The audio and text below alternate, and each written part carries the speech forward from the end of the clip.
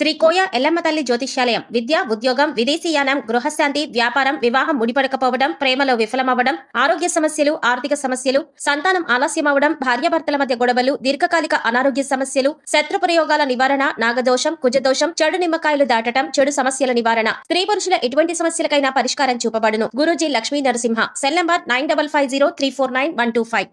పూర్వజన్మ పుణ్యఫలమే సింహరాశి వారికి ఊహించిన రూపంలో సాక్షాత్తు ఆ పరమేశ్వరుడే వీరిని అనుగ్రహించబోతున్నాడు. కేవలం ఒకే ఒక అభిషేకం సింహరాశి వారి జీవితాన్ని మార్చేస్తుంది. వీరికి ఉన్నటువంటి దోషాలు, శాపాలు అన్నీ కూడా నశించిపోతాయి. అయితే సింహరాశి వారు చేయవలసిన అభిషేకం ఏమిటి? ఈ అభిషేకం ద్వారా వీరి జీవితంలో ఎటువంటి ఫలితాలని పొందబోతున్నారు? అలాగే వీరి జీవితంలో ఆశించిన ఫలితాలని పొందడానికి చేయవలసిన దేవతారాధనతో పాటుగా పాటించవలసిన పరిహారాల గురించి ఈ వీడియోలో వివరంగా తెలుసుకుందాం. కానీ అంతకంటే ముందుగా మీరు కనుక మన ఛానల్ని సబ్స్క్రైబ్ చేసుకోకపోతే వెంటనే సబ్స్క్రైబ్ చేసుకొని పక్కనే ఉన్న బెల్ ఐకాన్ క్లిక్ చేసి అందులో ఆల్ సెలెక్ట్ చేసుకుంటే మేము ఇలాంటి వీడియోస్ అప్లోడ్ చేయగానే ముందుగా మీకు నోటిఫికేషన్ వస్తుంది. ఈ రాశి వారిని సాక్షాత్తు పరమేశ్వరుడే రక్షించబోతున్నాడు. ఈ రాశి వారు ఎవరైతే జీవితంలో అనేక సమస్యలతో ఇబ్బందులు పడుతూ ఉన్నారో, ఇలాగే కొన్ని శాపాల కారణంగా బాధలు అలాగే అనుభవిస్తూ ఉన్నారో, జీవితాన్ని భారంగా గడుపుతూ ఉన్నారు. అటువంటి వారికి ఊహించే రూపంలో వారి సమస్యలను పరిష్కారం లభించబోతోంది. ఈ రాశి వారు కేవలం ఒకే ఒక అభిషేకంతో వీరి జీవితంలో ఉన్నటువంటి కష్టాలు, బాధల నుండి విముక్తి పొందవచ్చు. అయితే వీరు చేయవలసిన అభిషేకం ఏమిటి, అలాగే ఈ అభిషేకాన్ని వీరు ఎలా నిర్వహించాలి అనేటువంటి విషయాల గురించి తెలుసుకుందాం. ఈ రాశి వారు చాలా మొండితనం కలిగి ఉంటారు. అలాగే వీరి దూకుడు స్వభావం కలిగి ఉంటారు. అంతేకాకుండా వీరికి కోపం ఎక్కువగా ఉంటుంది. అలాగే ఎవరూ సాధించని పనులను కూడా వీరు సులభంగా సాధించడం వల్ల వీరికి గర్వం అనేది ఎక్కువగా ఉంటుంది. అంతేకాకుండా వీరు ఎంతో ధైర్యంగా ఉంటారు. అలాగే వీరు కుటుంబం పట్ల, జీవిత భాగస్వామి పట్ల ప్రేమను కలిగి ఉంటారు. అయితే వైవాహిక జీవితంలో చిన్న చిన్న విషయాల్లో ఇబ్బందులు ఎదుర్కొంటారు. వీరు కుటుంబ సభ్యుల యొక్క అవసరాలు తీర్చడానికి నిరంతరం కృషి చేస్తూ ఉంటారు. అలాగే చాలా విషయాల్లో వీళ్ళు ముక్కుసూటిగా ఉంటారు. మనసులో ఏదనిపిస్తే అది ధైర్యంగా, నిర్భయంగా చెప్పేస్తారు. అలాగే వీరికి నాయకత్వం వహించడం అంటే చాలా ఇష్టం. రాజకీయం, సాంకేతిక విద్య వంటి వాటిపై ఆసక్తిని పెంచుకుంటారు. ముఖ్యంగా ఈ రాశి వారు వీరి యొక్క స్వభావం వల్ల కొన్ని సందర్భాల్లో సమస్యలను కొని తెచ్చుకుంటారు. అలాగే ఈ రాశి వారికి ఉన్నటువంటి దోషాల కారణంగా వీరు అనేక ఇబ్బందులను ఎదుర్కొంటారు. ముఖ్యంగా వీరికి పూర్వజన్మ దోషాలు, పితృదోషాలు వంటివి ఉంటాయి. వీటితో పాటు ఈ రాశివారు దీర్ఘకాలిక అనారోగ్య సమస్యల వల్ల ఎక్కువగా ఇబ్బంది పడతారు. అయితే ఈ రాశిలో ఎవరైతే ఇటువంటి ఇబ్బందులు పడుతూ ఉన్నారో వారందరికీ ఆ పరమేశ్వరుని అనుగ్రహం లభించబోతోంది. కేవలం ఒకే ఒక అభిషేకం ద్వారా మీకున్నటువంటి బాధలు, కష్టాలు, శాపాలు, దోషాల నుండి విముక్తి పొందవచ్చు. అభిషేక ప్రియుడు అయినటువంటి ఆ పరమేశ్వరుడు 12 జ్యోతిర్లింగ రూపాల్లో ఈ భూమండలంపై వెలిశాడు. ఈ విధంగా వెలిసినటువంటి 12 జ్యోతిర్లింగాలకు అనేక విధాలుగా అభిషేకాలు నిర్వహిస్తూ ఉంటారు.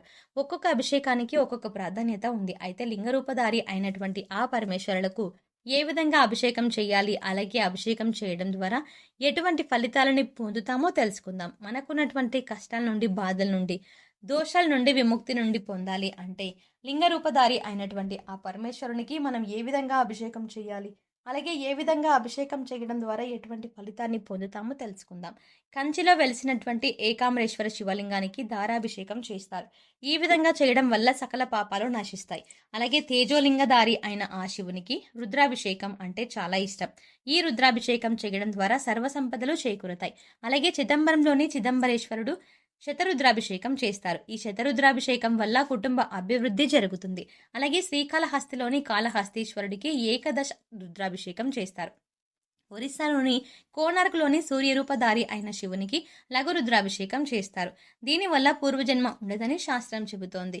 అలాగే చంద్రనాథ లింగానికి మహారుద్రాభిషేకం చేస్తారు. దీనివల్ల జ్ఞానాభివృద్ధి జరుగుతుంది. అలాగే కాట్మాండు వద్దన త్రినాథ క్షేత్రంలో అతిరుద్రాభిషేకం చేస్తారు. ఈ అభిషేకం వల్ల అఖండ పుణ్యం, ముక్తి చేకూరుతుంది. అలాగే శివలింగానికి ఆవు పాలతో అభిషేకం చేయడం ద్వారా సంతాన ప్రాప్తి కలుగుతుంది. అంతేకాకుండా బిల్వపత్రం ఉంచిన నీటితో అభిషేకం చేయడం ద్వారా ఆయువు, ఆరోగ్యము అభివృద్ధి చెందుతుంది. అలాగే స్వచ్ఛమైన నీటితో అభిషేకం చేయడం వల్ల సకల వర్షాలు కురుస్తాయి. కొబ్బరి నీరు, తేనె, పండ్ల రసం, చెరుకు రసం, నెయ్యి లాంటి వాటితో అభిషేకం చేస్తే సకల పాపాల నుంచి అముగ్రం, అలాగే ఆరోగ్యం, ఐశ్వర్యం, వంశాభివృద్ధి జరుగుతుంది. అంతేకాకుండా శివపూజ మహత్యంలో చాలా విశేషమైనటువంటి ఒక అభిషేకాన్ని గురించి వివరించారు. అదే సహస్ర ఘటాభిషేకం.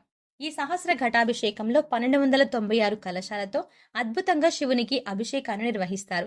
ముందుగా ఈ అభిషేకానికి 1296 కలశాలను సిద్ధం చేసుకుంటారు. తర్వాత వాటిని శుద్ధి చేసి వాటికి విభూదిని రాసి బొట్లు పెట్టి తర్వాత అష్టగంధం, సుగంధ ద్రవ్యాలు అలాగే పంచామృతాలు అన్నింటినీ కలిపి అభిషేక జలాలను సిద్ధం చేసుకుంటారు. ముందుగా సిద్ధం చేసుకున్న ఘటాలన్నింటికి ధూపాన్ని వేస్తారు. తర్వాత వాటన్నింటిని ఒక క్రమ పద్ధతిలో ఉంచి తయారు చేసినటువంటి అభిషేక జలాన్ని ఆ కలశాల్లో నింపి పూజా కార్యక్రమం నిర్వహిస్తారు. ఆ తర్వాత ఆ 1296 కలశాలతో లింగ రూపధారి అయిన ఆ పరమేశ్వరునికి అభిషేకం చేస్తారు. ఈ విధంగా అభిషేకం చేయడం వల్ల పూర్వజన్మ దోషాలు, సర్పదోషాలు, పితృదోషాలు వంటివన్నీ కూడా తొలగిపోతాయి. అయితే అందరూ ఈ సహస్ర ఘటాభిషేకాన్ని నిర్వహించలేరు. ఎందుకంటే వారి వారి యొక్క ఆర్థిక ఇబ్బందులు, అలాగే వారి యొక్క జీవన శైలి, అలాగే ఇతర సమస్యల వల్ల అందరూ కూడా ఈ అభిషేకాన్ని నిర్వహించాలంటే సాధ్యం కాదు. కాబట్టి ఈ రాశి వారికి కేవలం ఒకే ఒక అభిషేకంతో ఆ పరమేశ్వరుడి యొక్క అనుగ్రహం ఏ విధంగా పొందాలో తెలుసుకుందాం. ఈ రాశి వారు కేవలం ఒకే ఒక అభిషేకం చేయడం వల్ల వారికి ఉన్నటువంటి కష్టాలు, దోషాలు, శాపాల నుండి విముక్తి పొందవచ్చు. అలాగే ఈ రాశి వారికి ఈ అభిషేకం చేయడం వల్ల చాలా సులభం. ఎందుకంటే ఈ అభిషేకానికి అధికంగా ధనాన్ని ఖర్చు చేయవలసి అవసరం లేదు. కేవలం మీ యొక్క భక్తి శ్రద్ధలు మాత్రమే మీ అభిషేకానికి అవసరం. కాబట్టి ఇటువంటి అభిషేకాన్ని చేయడం ద్వారా మీ జీవితంలో మార్పుని పొందవచ్చు. అయితే ఈ రాశి వారు పాటించవలసిన అభిషేక విధానం గురించి తెలుసుకుందాం. ముందుగా శ్రేష్టమైనటువంటి పుట్టమట్టిని తీసుకోండి. తర్వాత శ్రీగంధం చెక్కను తీసుకొని దాన్ని నూరి గంధాన్ని తీయండి. తర్వాత ముందుగా తీసుకున్నటువంటి పుట్టమట్టిలో శ్రీగంధాన్ని కలపండి. ఈ విధంగా కలిపి ఆ పుట్టమట్టితో ఒక శివలింగ ఆకృతిని తయారు చేయండి. ఈ విధంగా తయారు చేసినటువంటి శివలింగానికి చందనం, సుగంధ ద్రవ్యాలు, కస్తూరి, అలాగే గంగాజలం, పంచామృతాలతో మీకు వీలైనటువంటి వాటితో 20 రోజుల పాటు అభిషేకాన్ని ప్రతిరోజు నిర్వహించండి. అలాగే శివలింగం దగ్గరలో ప్రతిరోజు బిల్వదళాన్ని ఉంచండి. ఈ విధంగా 20 రోజుల పాటు అభిషేకం చేయడం ద్వారా ఈ రాశి వారి జీవితమే మారిపోతుంది. వీరికి ఉన్నటువంటి శాపాలు, దోషాలు అన్నీ కూడా తొలగిపోతాయి. అంతేకాకుండా ఈ విధంగా తయారు చేసినటువంటి శివలింగాన్ని గుండెలకు దగ్గరగా పెట్టుకొని ఓం నమ శివాయ, ఓం నమ శివాయ అని 108 సార్లు జపించడం ద్వారా వీరుకున్నటువంటి అనారోగ్య సమస్యలన్నీ కూడా తీరిపోతాయి. అలాగే ఈ రాశి వారి జీవితంలో ఆశించిన ఫలితాలను పొందడానికి పాటించవలసిన పరిహారం గురించి తెలుసుకుందాం. ఈ రాశి వారు సూర్యుని అనుగ్రహం కొరకు సూర్యబీజ మంత్రాన్ని ప్రతినిత్యం జపించాలి. అలాగే వీధి శునకాలకు ఆహారం అందివ్వాలి. నలుపు, తెలుపు రంగులో ఉన్న కంబలిని దానం చేయాలి. ఉలువలతో చేసిన ఆహార పదార్థాలు పేదలకు పంచాలి. ఉలవలను నీటిలో నానబెట్టి గోవులకు తినిపించాలి. అలాగే మంగళవారం నాడు ఉపవాస నియమాన్ని పాటించడం, సుబ్రహ్మణ్య స్వామి దర్శనాన్ని చేసుకోవడం శుభ ఫలితాన్ని ఇస్తుంది. సో చూసారు కదండి, కేవలం ఒకే ఒక్క అభిషేకం ఈ రాశి వారి జీవితాన్ని ఏ విధంగా మార్చేస్తుంది, అలాగే ఈ అభిషేకం ద్వారా వీరికున్నటువంటి శాపాలు, దోషాలు ఏ విధంగా నశించిపోతాయి వంటి విషయాల గురించి ఈ వీడియోలో వివరంగా తెలుసుకున్నాం కదా. ఈ వీడియో మీకు నచ్చినట్టయితే లైక్ చేయండి. మీ ఫ్రెండ్స్ అండ్ ఫ్యామిలీ మెంబర్స్లో ఎవరైనా సింహ రాశి వారు ఉన్నట్లయితే వారితో ఈ వీడియోని షేర్ చేసుకోవడం మాత్రం మర్చిపోకండి. అంతకంటే ముందుగా మీరు కనుక మన ఛానల్ని ఇప్పటి వరకు సబ్స్క్రైబ్ చేసుకోకపోతే వెంటనే సబ్స్క్రైబ్ చేసుకోండి.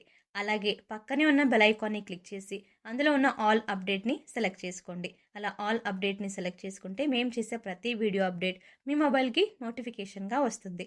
మరో చక్కటి వీడియోతో మళ్ళీ కలుద్దామండి.